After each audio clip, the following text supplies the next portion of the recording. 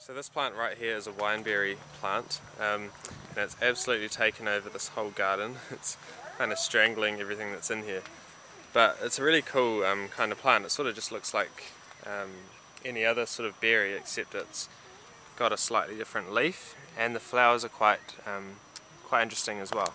So these are the flowers here. They're quite a weird looking type of flower. They're really spiky, and also, as you can see, the stems, like a lot of other berry plants, are quite spiky as well. They're not too sort of touched. The spikes are almost like little hairs, and it seems like as the plant gets a bit older in certain places, it's got sharper spines that could get you, but they're not really too nasty.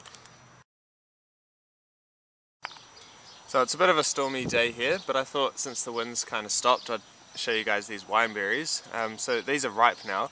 Well, most of them are. Some of them are, like this one here is not quite ripe, but the darker ones are.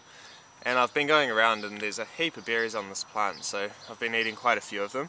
And it is actually the first time I've tried these fruit before, and they do taste a bit like the name. They taste a bit like wine. I don't really like wine, but these I do like, so they've just kind of got that same sort of flavour, but they're a bit like raspberries as well.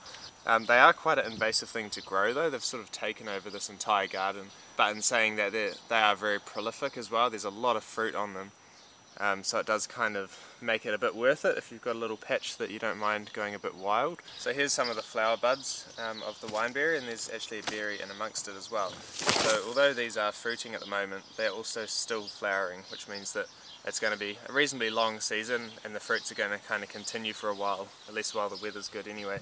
Alright, thanks for watching, hope you guys enjoyed, and we'll see you in the next video.